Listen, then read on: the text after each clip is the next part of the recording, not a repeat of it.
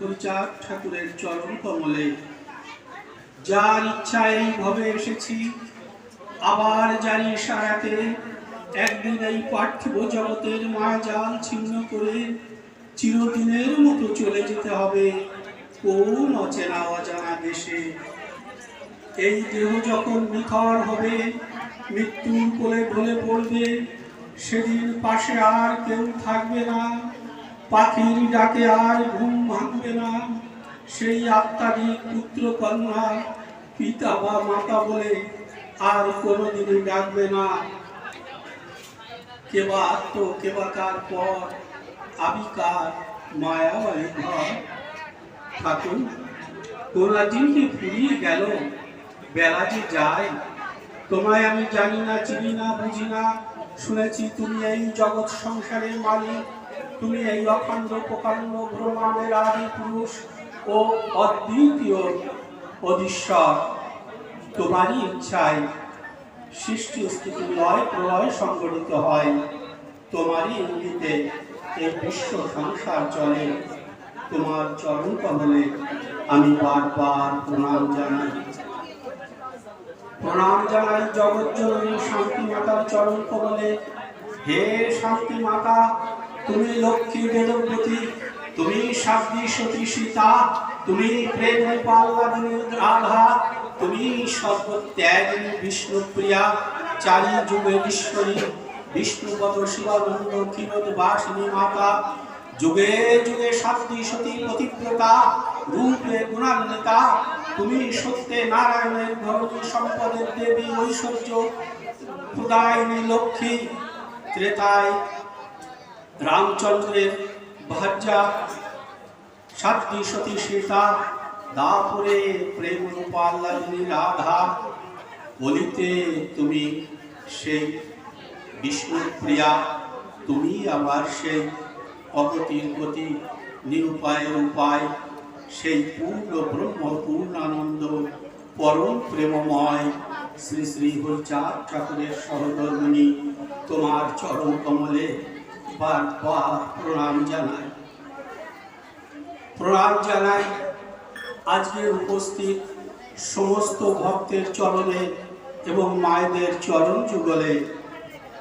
আমি দিন দিন ভক্তিবিহীন, ঠাকুর সম্পর্কে বলার মতো কোনো শক্তি ভক্তি আমার নাই। যিনি অসীম, যিনি অনন্ত, যার ইচ্ছায় সৃষ্টি স্থিতি লয় প্রলয় সংগঠিত হয়, যার ইঙ্গিতে এই বিশ্ব সংসার চলে, যার ইচ্ছা ব্যতিরেকে গাছের একটি ঝরা পাতাও পড়ে না, পথের একটি ধুলি কণাও নড়ে না। তুমি সেই অগতির গতি, নিরুপায়ের উপায়, কেহ নাহি যার, তুমি আছো তার। সেই ভগবানের সম্পর্কে কিছু বলতে গেলে ভক্ত হতে হয়, কিন্তু ভক্ত হতে গেলে যে গুণের দরকার তার কোনোটি আমার মধ্যে নেই। শুনেছি ভক্তের কৃপা হলে সবই নাকি সম্ভব হয়। তাই উপস্থিত সমস্ত ভক্তের চরণ কমলে এবং মায়েদের চরণ যুগলে আমি বারবার প্রণাম জানাই। আপনারা একটু কৃপা করবেন, একটু আশীর্বাদ করবেন, যা পাথেয় করে অন্তত ঠাকুর সম্পর্কে কয়েকটি কথা বলতে পারি।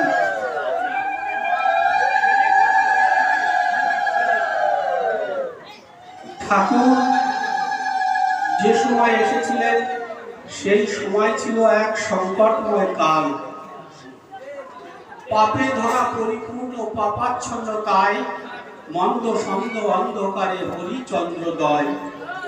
দীর্ঘ বৎসরের মনুবাদী শাসন ব্যবস্থার কবলে পড়ে একটা বীর অগ্রগণ্য জাতি তথা সমাজের পিছিয়ে পড়া মানুষের দুঃখ দৈন্য দুর্দশার অন্ত ছিল না। তাদেরকে নিজ, অস্পৃশ্য, চণ্ডাল এই আখ্যায় আখ্যায়িত করে সমাজের মূল স্রোত থেকে বিচ্ছিন্ন করে রেখেছিল। এই ছিন্নমূল মানুষ দীর্ঘ বৎসরের মনোবাদী শাসন ব্যবস্থার কবলে পড়ে তাদের শাসন শোষণের ঘূর্ণাবর্তের মধ্যে থেকে নিজেদের কৃষ্টি, সংস্কৃতি, সভ্যতা, স্বকীয় বৈশিষ্ট্য হারিয়ে একেবারে নিত্য নিঃস্ব হয়ে পড়ে। সমাজের বুকে শ্রীকাল কুকুরের যেটুকু স্থান ছিল তাও এদের ছিল না। একটা বীর অগ্রগণ্য জাতি ইতিহাসের পাতা থেকে হারিয়ে যেতে বসেছিল। এই নির্যাতিত, নিপীড়িত, শোষিত, বঞ্চিত, নিষ্পেষিত, সহায় সম্বলহীন বিহীন মুক্ত মানুষ শুধু বেঁচে থাকবার তাগিদে দুটো অন্ন জোগাড় করবার জন্য এরা মাঠে ঘাটে বিলে জঙ্গলে খেতে খামারে গায়ের ঘাম ঝরিয়ে কোনো রকমের কষ্টে ক্লিষ্টে হাজারো দুঃখ কষ্টে জীবনটাকে ক্ষীণ প্রদীপের শিখার ন্যায় জ্বালিয়ে রেখেছে। অজ্ঞানতার অন্ধকারে নিমজ্জিত মানুষ বিদ্যাহীন হয়ে শোষণে দহনে তিলে তিলে দগ্ধ হয়ে অকালে অবহেলায় নিঃশেষ হয়ে যাচ্ছে। নীরবে নিঃশব্দে এরা মৃত্যুর দিকে এগিয়ে যাচ্ছে। এদের সব রকম অধিকার থেকে বঞ্চিত করা হয়েছে। ধর্মের অধিকার নেই, শিক্ষার অধিকার নেই, মন্দিরে প্রবেশের অধিকার নেই, বেদ পাঠের অধিকার নেই, এমনকি শ্রবণের অধিকারটুকু ছিনিয়ে নেওয়া হয়েছে। এই দীর্ঘ বৎসরে এই শাসন ব্যবস্থার কবলের মধ্যে থেকে এরা একেবারে সমাজে অপান্তেয় হয়ে গিয়েছিল। এমনই সময় যখন মানুষের উপর এই নির্মম নিষ্ঠুর অত্যাচার, মানুষে মানুষের বিভেদ, ধর্মের প্রতি অনাচার অন্যায় যখন সাধারণ মানুষের জীবনযাত্রা ব্যাহত হয়ে উঠেছে, জমিদার জমিদারদের অত্যাচার, তাদের শাসন পূরণ ব্যবচার, নিয়ম নীতি যথেষ্ট চাপ প্রয়োগ। আমি একটু অনুরোধ করছি, আপনারা কথা বলবেন না। আপনাদের কাছে আমি বারবার করজোরে প্রার্থনা করছি, আপনারা কথা বলবেন না। ঠাকুর এমন একটা করুণ মুহূর্তে ঠাকুর এসেছিল যখন দলে দলে মানুষ বিধর্মী হয়ে যাচ্ছে। সমাজে তখন চরম বিশৃঙ্খলা মাৎসের ন্যায় সবল দুর্বলের উপর অন্যায় অনাচার, শাসন পীড়ন, ব্যভিচার, নিয়ম নীতির যথেষ্ট চাপ প্রয়োগ, নারীর প্রতি বঞ্চনা, সেই সব বঞ্চিতা নারীর বুক ফাটা কান্না, শোষিত মানুষের আর্তনাদ, সহায় সম্বলহীন নর নারীর আকুল ক্রন্দনে, রামকান্ত বৈরাগীর ঐকান্তিক আবেদনে, দেশ ও জাতির সেই চরম দুর্দিনে পূর্ণ ব্রহ্ম শ্রী শ্রী হরিচাঁদ ঠাকুর এই পতিত উদ্ধারের জন্য, এই দমন পীড়ন অত্যাচার বন্ধ করবার জন্য, আত্মিক নৈতিক মানবিক মূল্যবোধ সুপ্রতিষ্ঠিত করবার জন্য, ধর্মান্তকরণ বন্ধ করবার জন্য, বিভেদহীন জাতপাত মুক্ত শোষণহীন সমাজ গড়বার জন্য হরি ঠাকুর 1218 সালে ফাল্গুন মাসের মধু কৃষ্ণা ত্রয়োদশী তিথিতে মহাবারুণীর দিন বুধবার ব্রাহ্ম মুহূর্তে মাহেন্দ্র যোগে অন্নপূর্ণা দেবীর কোল আলো করে জন্মগ্রহণ করলেন। সমস্ত সূতিকাগার এক অপূর্ব দিব্য আলোক জ্যোতিতে পরিপূর্ণ হলো। সদ্যজাত শিশু ভূমিষ্ঠ হওয়ার সাথে সাথে আমি হরি, আমি হরি, আমি হরি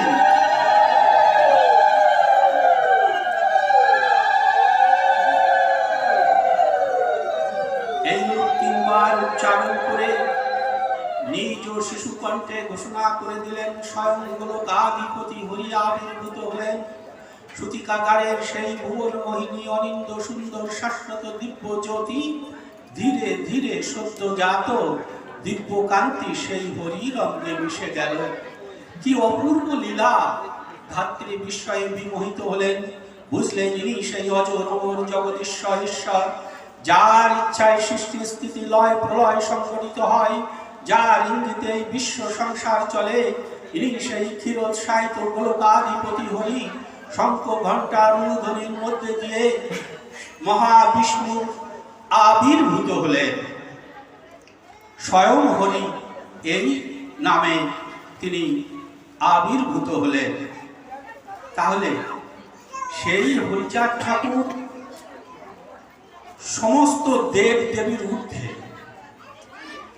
সমস্ত সমস্ত যত ঠাকুর আছে, যত ৩৩ কোটি দেব দেবীর থেকেও যদি আরো কেউ থাকে, সবার উপরে এই হরিচাঁদ ঠাকুর। দেখুন, লীলামৃতেই আছে পরিপূর্ণ পুরী মোর হরিচাঁদ দয়াময়। এ কথাটা কে বলছেন? অক্ষয় চক্রবর্তী। তিনি একজন ব্রাহ্মণ।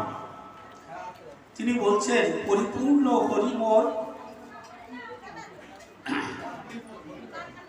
হরিচাঁদ দয়াময়, রাম কৃষ্ণ গৌরাঙ্গ কেহ তো পূর্ণ নয়। জলপূর্ণ কলসি যদি কোথাও রয়, নড়াচড়া দিলে তাতে শব্দ নাহি হয়। অসম্পূর্ণ অর্ধপূর্ণ কলসি নাড়িলে কল কল শব্দ করে অর্ধপূর্ণ জলে। পূর্ণ অবতীর্ণ পুরীশ ক্ষীরোদ গোসাই, শেষ লীলা পূর্ণ খেলা কান্নাকাটি নাই। অভাবেতে কান্নাকাটি খেদ হয় মনে, নিঃশব্দ সম্পূর্ণ হরি কাঁদিবেন কেনে। রাম কাঁদে, কৃষ্ণ কাঁদে, গৌরাঙ্গ কেঁদেছে, আমাদের পূর্ণ পুরী কোথা কাঁদিয়াছে। একমাত্র পূর্ণ অবতীর্ণ মোর হরি, অসম্পূর্ণ সকলে একা হরি মোর পুরী। শ্রী অক্ষয় শ্রী অক্ষয় নাম রাখে পুরী, কবি কহে দিন গেল বলো হরি হরি।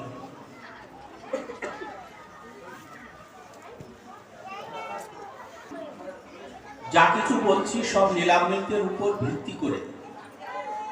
লীলামৃতের বাইরে কোনো কথা আমরা বলি না, কারণ লীলামৃত আমাদের দলিল। সেই লীলামৃতের মধ্যে ঠাকুর স্বয়ং কি বলছেন? আমরা যারা লীলামৃত মানি, অশ্বিনী গোসাই তারক গোসাইকে মানি, তাহলে আমাদের লীলামৃতের প্রতিটি কথাই অভ্রান্ত সত্য।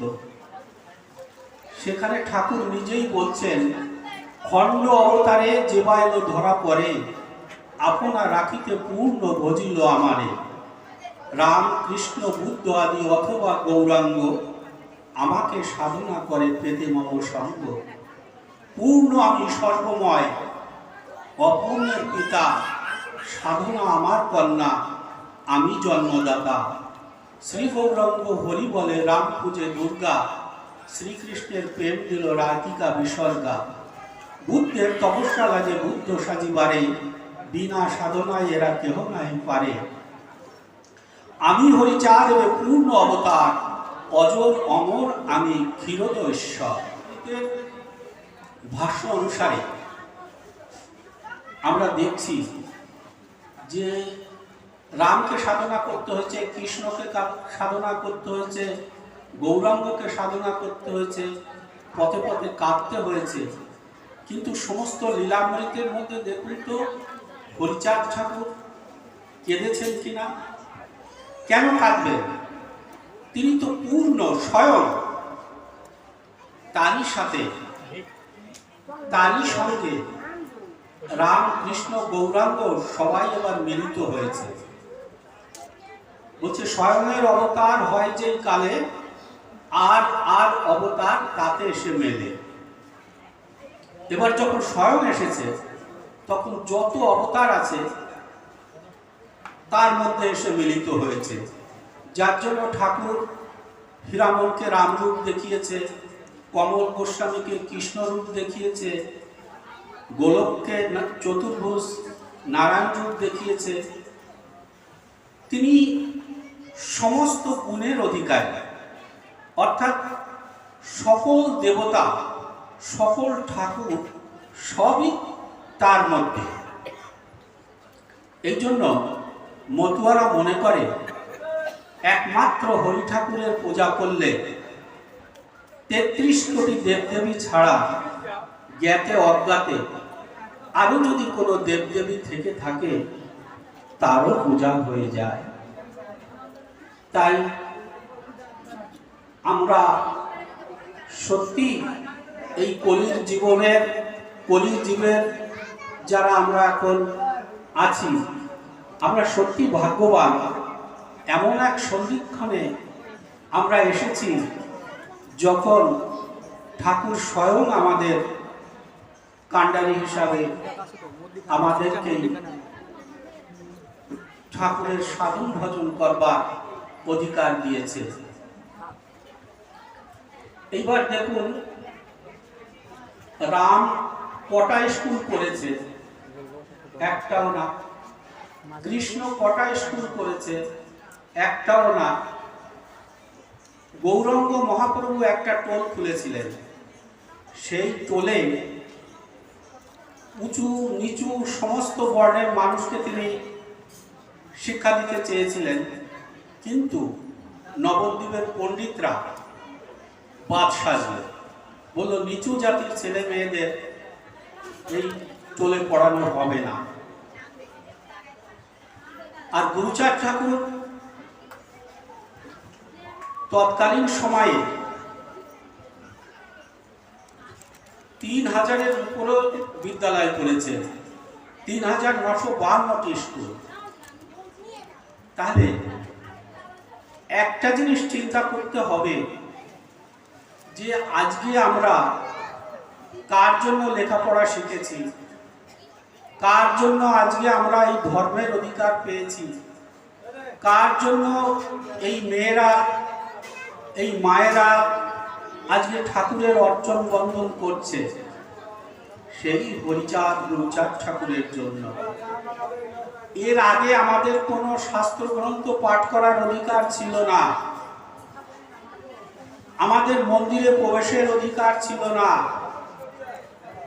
তাহলে সেই অধিকার যখন দিল, শিক্ষা দিল,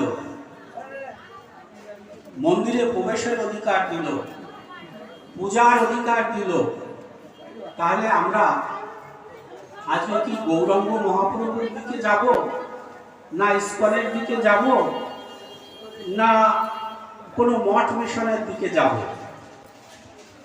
এই জন্য আমাদের না এই ইতিহাস জানতে হবে।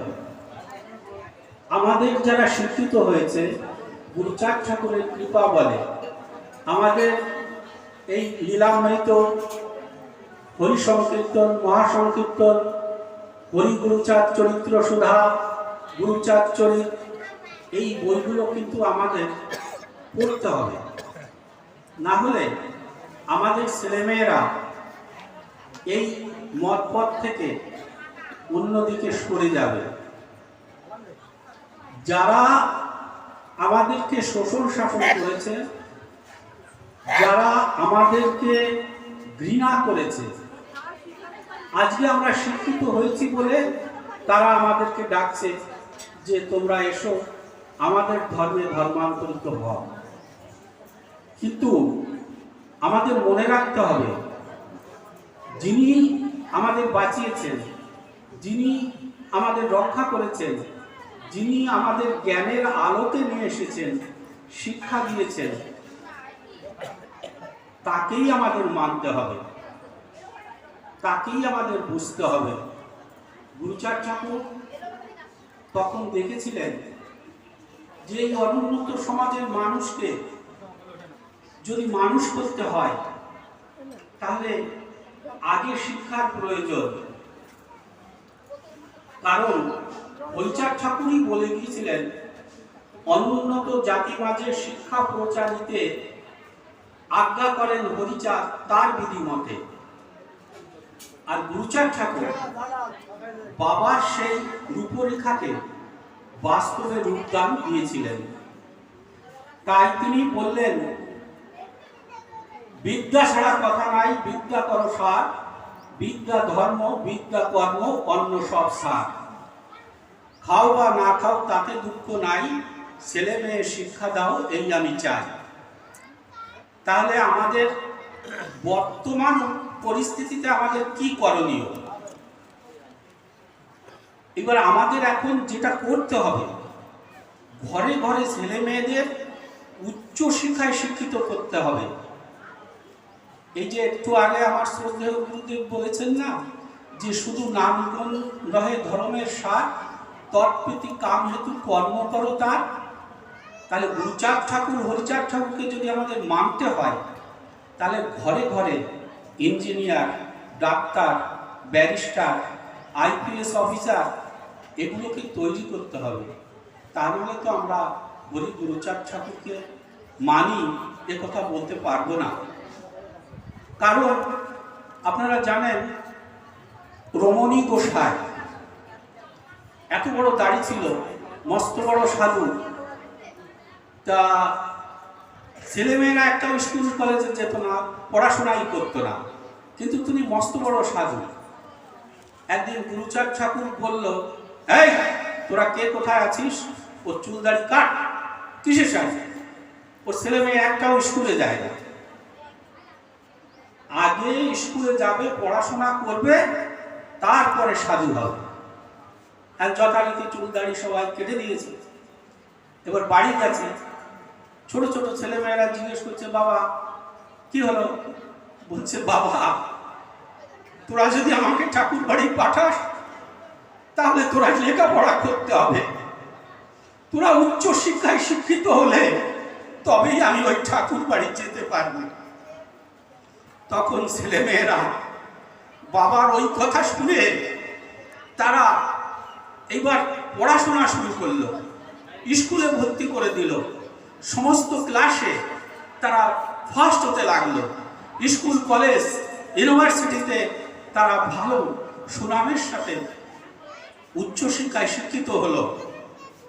অন্তর্যামী গুরুচাঁদ ঠাকুর বলছে, এই তোরা রমণীকে নিয়ে আয়, ও আজকে সত্যিকারের সাধু হয়েছে, ওর ছেলে মেয়েগুলো সত্যি মানুষ হয়েছে, ও আজ ঠিকঠাক কথা শুনেছে।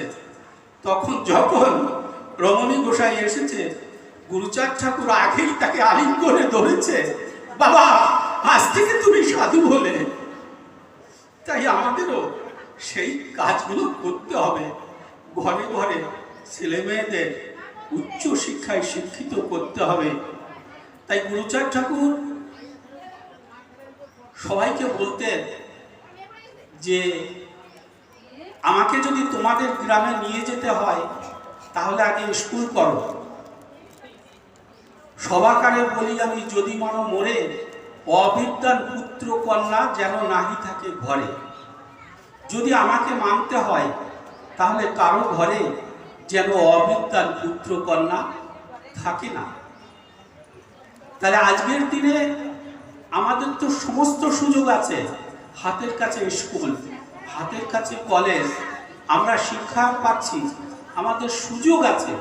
এই সুযোগটাকে আমাদের সম্পূর্ণভাবে কাজে লাগাতে হবে, কেননা আমাদের উন্নয়ন করতে হবে। আমরা অন্যের তাবেদারিতে চলতে চাই না। ঠাকুর কি বলছেন? যে ধর্মে রাজা আছে সেই ধর্ম তাজা, ধর্ম রাজ্যে বাস করে ধর্ম সেই প্রজা।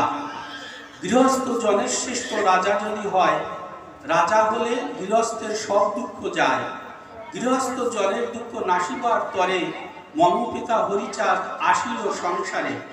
সর্বশক্তি মূলে রাজা সবার উপরে, রাজশক্তি বিনা জাতি উঠে কি প্রকারে। ধর্মধরী যত লোক আছে তিন লোকে, ধর্মধরী উদ্ধারিব তিন লোকে। ধর্মরাজ্য বিস্তারিতে শক্তি থাকা চাই, শক্তিমান ঘরে হরি অবতীর্ণতায়। তাই ঠাকুর আমাদের ধর্ম কর্মের সমন্বয় করেছেন। তিনি শুধু যে ধর্ম দিয়েছেন তা নয়, তিনি আমাদের মধ্যে ধর্ম রয়েছে, আধ্যাত্মিকতা রয়েছে, রাজনীতি রয়েছে, সমাজনীতি রয়েছে, সব কিছুর একটা পূর্ণাঙ্গ সমন্বয় রয়েছে। কিবা বিদ্যা, কিবা শিল্পে, কি বিজ্ঞানে, রাষ্ট্রনীতি ক্ষেত্রে সবখানে থাকা চাই, তা ভিন্ন উপায় নাই। রাজ বেশে সাজো রাজ সাজে, নরনারী দুইজনে প্রতিকার্যে প্রতিক্ষণে, তালে তালে হও অগ্রসর, অলসতা দাও ছেড়ে বলসবে অগ্রসরে, আগে চলো নাহি অবসর। তাহলে আমাদের শিক্ষায়, দীক্ষায়, কৃষ্টি, কালচারে, সংস্কৃতিতে, অধ্যাপনায় নারী পুরুষ কাঁধে কাঁধ মিলিয়ে সামনের দিকে এগিয়ে যেতে হবে। আমাদের সমস্ত উচ্চ আসনগুলোকে দখল করতে হবে। তবেই তো আমাদের দুঃখকে মোচন করতে পারব। ভারতবর্ষে 85% এই অনুন্নত শ্রেণীর মানুষ, আর 15% মানুষ আমাদেরকে শোষণ শাসন করে চলেছে।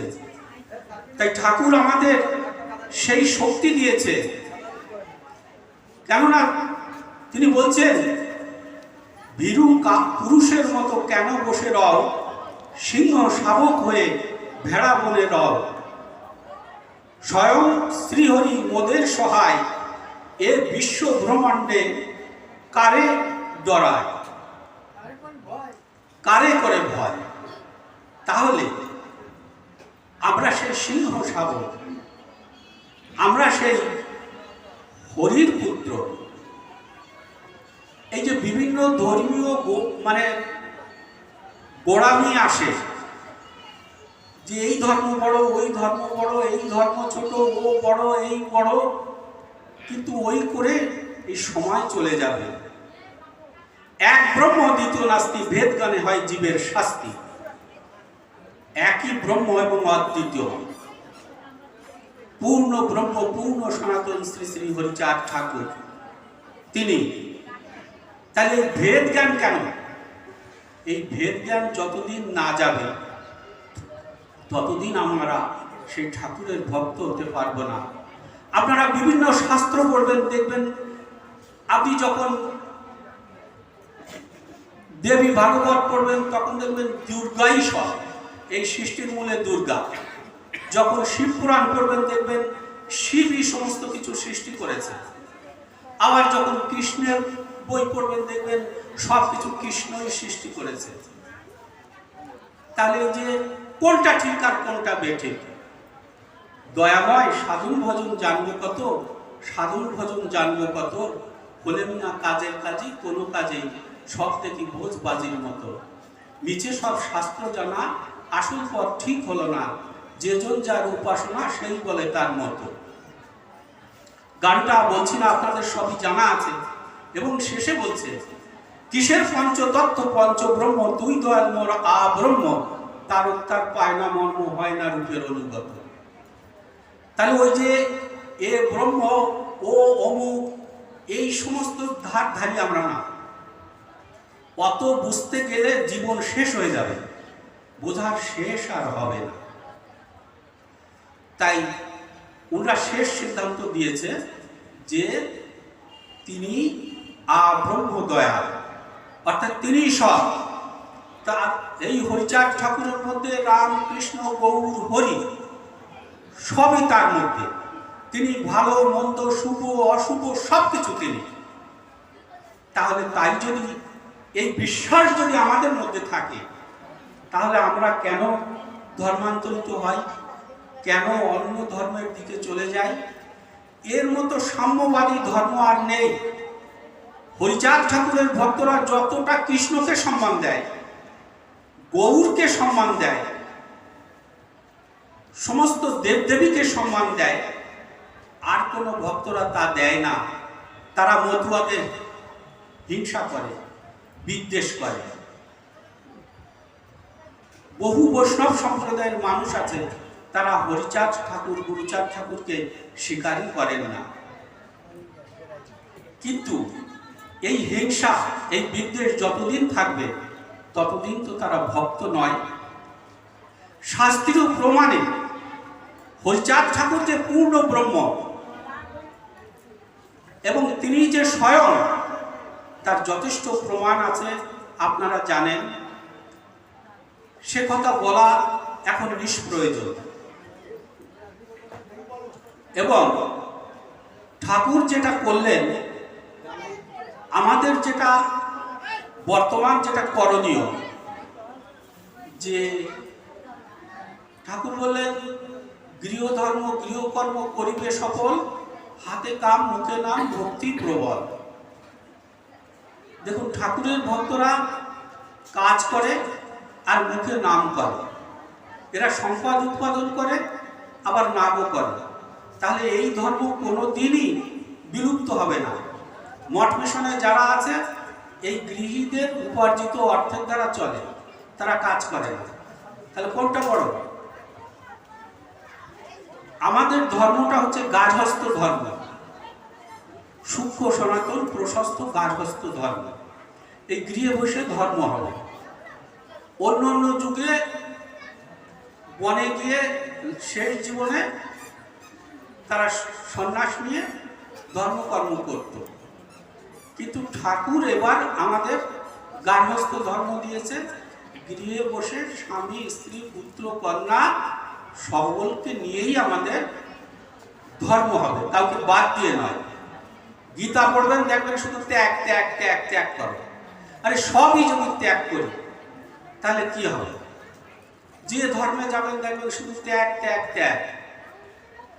এবার ঠাকুর বলছে না, ওটি হবে না। আমি সীতাকে কাঁদিয়েছি, আমি রাধাকে কাঁদিয়েছি, আমি বিষ্ণুপ্রিয়াকে কাঁদিয়েছি, এইবার আর আমি কান্দাকান্দি বান্দাবান্দির মধ্যে নাই। দেখবেন এই কথাটা পরিষ্কারভাবে লেখা আছে যে আমি মৃগ গোচারণে চড়াইতে গেলু বনে, খেতে যাই মলয়ার পত্র, কল্লকার একজনে আমারে বিধিল বানে, বলে আমি শ্রীকৃষ্ণের পুত্র। সে বনে এসেছে শীতে বিপ্রলব্ধ, জাল পাতে জাল হাতে মোদের বাদে কথা।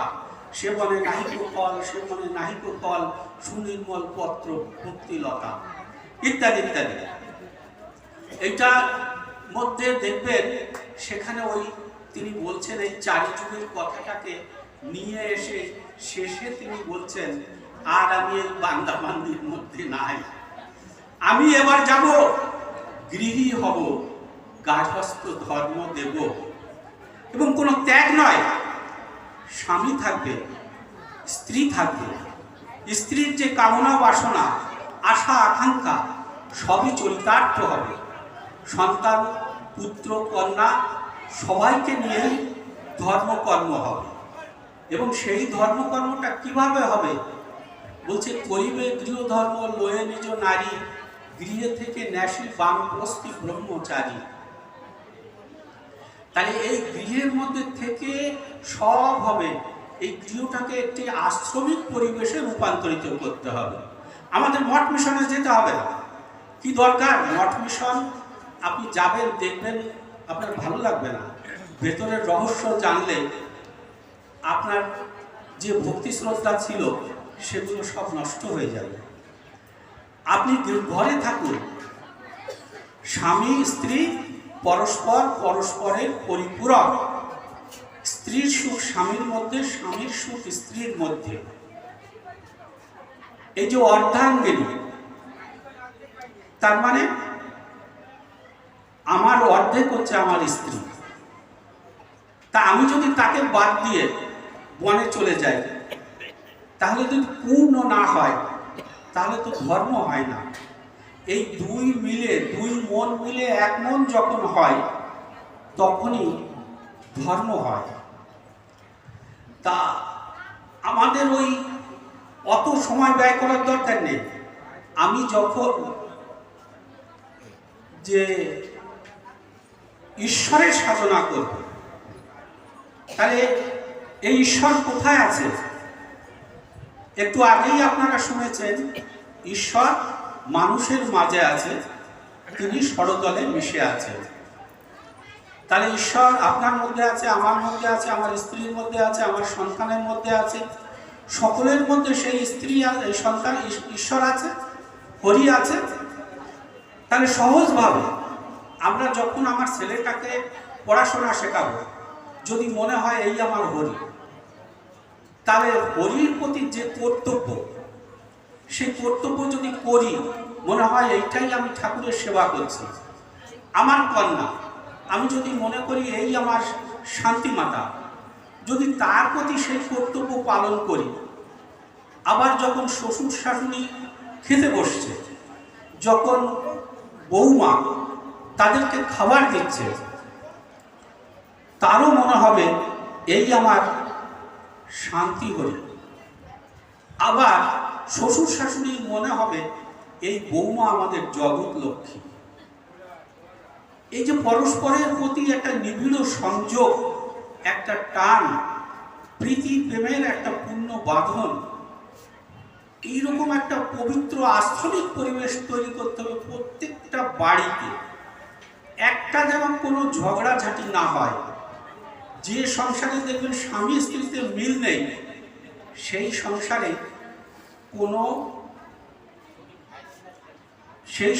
কোনো শান্তি নেই।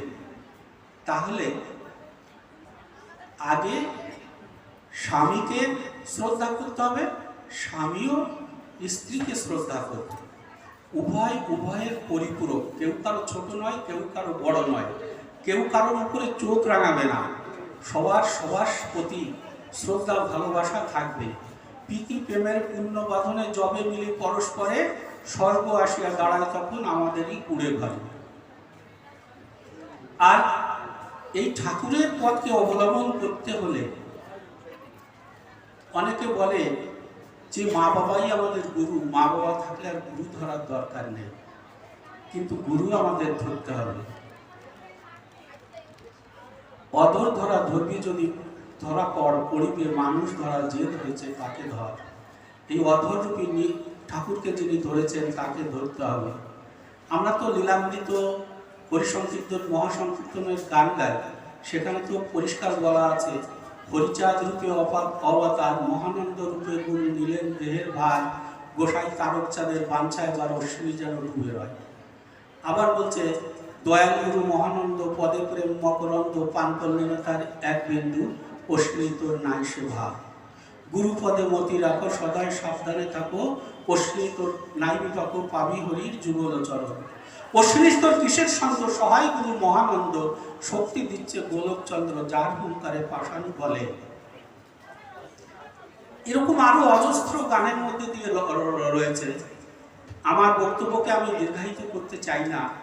আমাদের গুরু ধরতে হবে, এবং সেই গুরু যিনি লীলামৃতের প্রতিটি কাজ কথায় কাজে মেনে চলেন, লীলামৃতের ভাব দ্বারায় জীবন গঠন করেছেন, যার মুখের কথায় ভবব্যাধি দূর হয়, সেই হচ্ছে আমাদের গুরু।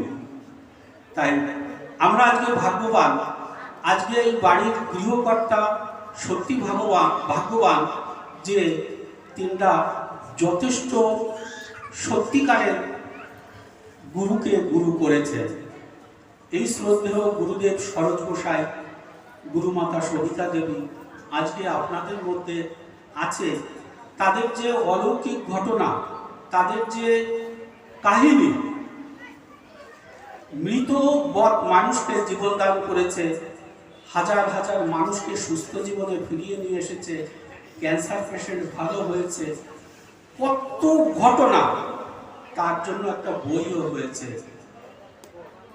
তা এই যে ঘটনার শেষ নেই, তা লোকে বলে এখন আর সেই মানুষ নেই, আছে এই সেই মানুষ। যাই হোক, আপনাদের কাছে সলিলবন্ধ অনুরোধ করব যে এই শক্তিকে ধরতে গেলে শক্তির আশ্রয় নিতেই হবে, গুরু ধরতেই হয়। তা না হলে কিন্তু বাড়ি বসে যতই পড়াশোনা করি আর যতই কিছু করি তাতে কিন্তু হয় না। আপনার প্রদীপ আছে, দিশলাই আছে, প্রদীপের তেলও আছে, কিন্তু জ্বলে না। তো একজনকে ধরিয়ে দিতে হয়, সেই গুরুদেব সেই জ্ঞান সহায়তা প্রজ্বলিত করে অন্ধকার জগৎ থেকে জ্ঞানের আলোতে নিয়ে আসে। যাই হোক, আমার বক্তব্যকে আর দীর্ঘায়িত করব না। আসুন আমরা শাশ্বত সত্যের উপর প্রতিষ্ঠিত সূক্ষ্ম সনাতন প্রশস্ত গার্হস্থ্য ধর্মের ভিত্তিতে বিশ্ব শান্তি, বিশ্ব ঐক্য, বিশ্ব ভ্রাতৃত্বের বন্ধনে আবদ্ধ হই। শান্তি হরি প্রেমানন্দে।